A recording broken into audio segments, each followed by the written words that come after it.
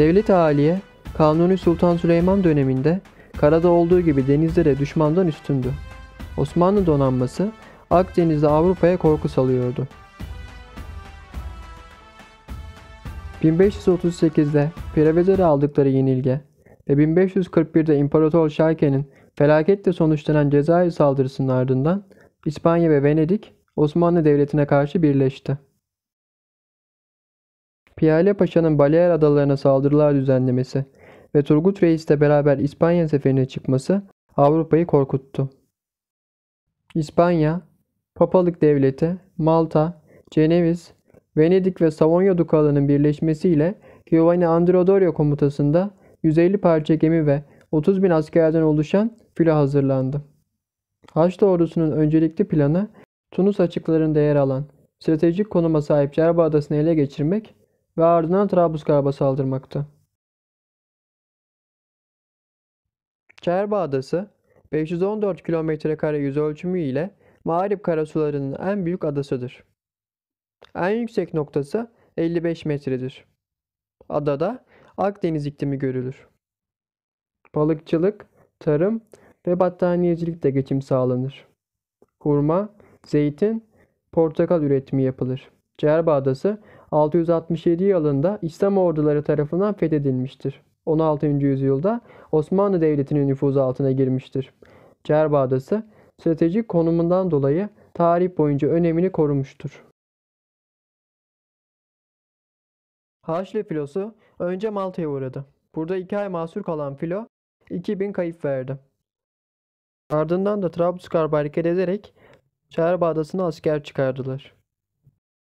Bu sırada Akdeniz'deki hareketlenmeyi gören Trablusgarp Sancakbeyi Turgut Reis, Osmanlı Sultanı Kanuni Sultan Süleyman'a durumu bildirdi. Basra Körfezi'nde Portekizlerle mücadele eden Osmanlı Devleti, Akdeniz'de olanlar üzerine hazırlıklara başladı. Kanuni Sultan Süleyman, Kaptanı Derya Piyale Paşa'ya Akdeniz'e açılmasını emretti. Gerekli hazırlıklar kısa sürede tamamlanarak 100 savaş gemisiyle Osmanlı donanması harekete geçti.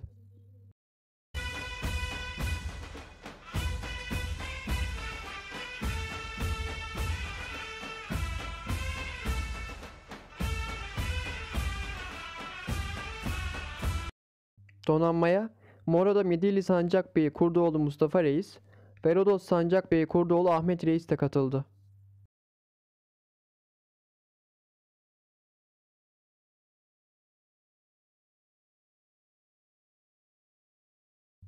...11 Mayıs 1560'da Osmanlı donanmasının Cerba Adası'na ulaşması Haçlı birlikleri arasında panik ve şaşkınlık oluşturdu. Çünkü Osmanlı donanmasının ancak yaza doğru sefere çıkabileceği ve bu sürede Trablusgarp'ın ele geçirilebileceği düşünülüyordu. 7 Mayıs 1560'da Malta'ya ulaşan Osmanlı donanması Malta Adası'na saldırılar düzenledi. Piyale Paşa, Turgut Reis'ten aldığı istihbarat sonucu Haçlı filosunun Cerba Adası'nda olduğu ve Trablusgarp'a saldırmak için beklediğini öğrendi. Bunun üzerine hızla Cerba Adası'na yelken açıldı.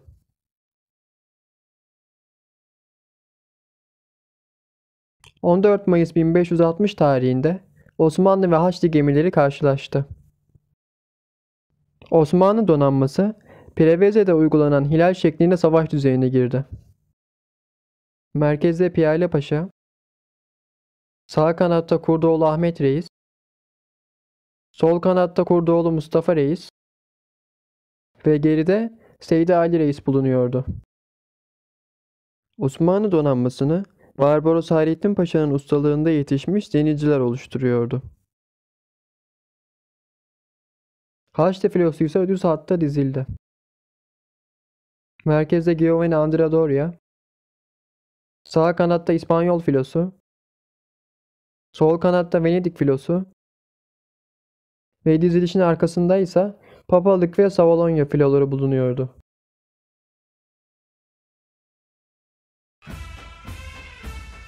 Top atışlarıyla savaş başladı.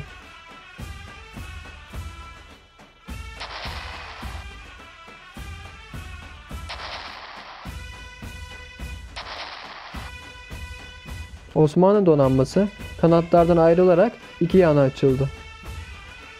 Osmanlı topçusunun isabetli atışlarıyla Haçlı filosunda bozgun belirtileri oluştu.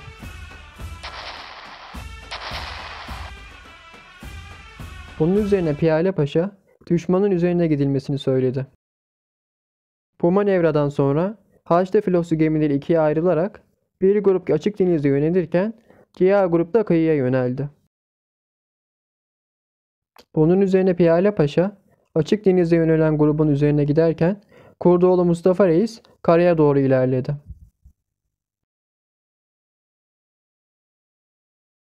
Piyale Paşa açık denizde Haçlı filosuna büyük bir darbe vurdu. Leone Andrea filosunu yakalayıp rampa etti.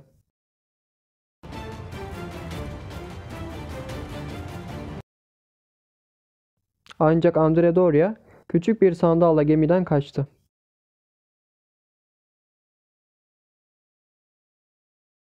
Bu sırada Kurdoğlu Mustafa Reis karaya oturan Haçlı gemilerine saldırarak Haçlılara büyük kayıp verdirdi.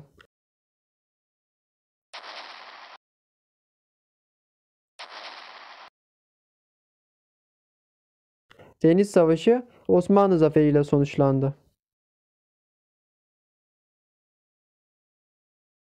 Kaynaklarda bu bozgunda Haçlı filosundan 70 geminin batırıldığı, 20 geminin ele geçirildiği geçmektedir. Deniz Savaşı'nın ardından savaşın seyri Osmanlı ordusunun lehine geçmişti. Savaşı kaybeden Haçlı askerleri Cerba Kalesi'ne sığındı. Bunun üzerine Osmanlı ordusu Cerba Adası'na çıkarak Cerba Kalesi'ni kuşattı.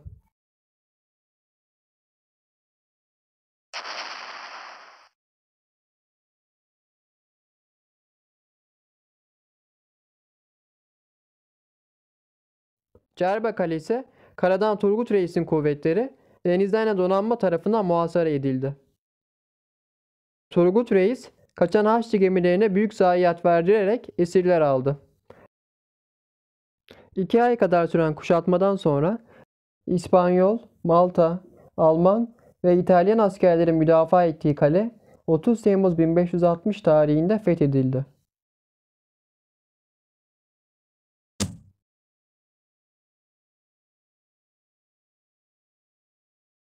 Fethin ardından Cerba Adası, kalesi tamir edilerek Trablusgarp Beylerbeyliğine bağlandı. Piyale Paşa, ganimetlerle birlikte İstanbul'a dönerek Cerba zaferini payitahta muştuladı. Akdeniz'de Preveze Deniz Savaşı ile başlayan Osmanlı gücü, Cerbe Deniz Savaşı'nın kazanılmasıyla pençinlendi. Avrupa devletleri tarafından kurulan Haçlı ordusu büyük bir bozguna uğradı. Osmanlı Devleti Akdeniz'de en büyük donanma gücü oldu.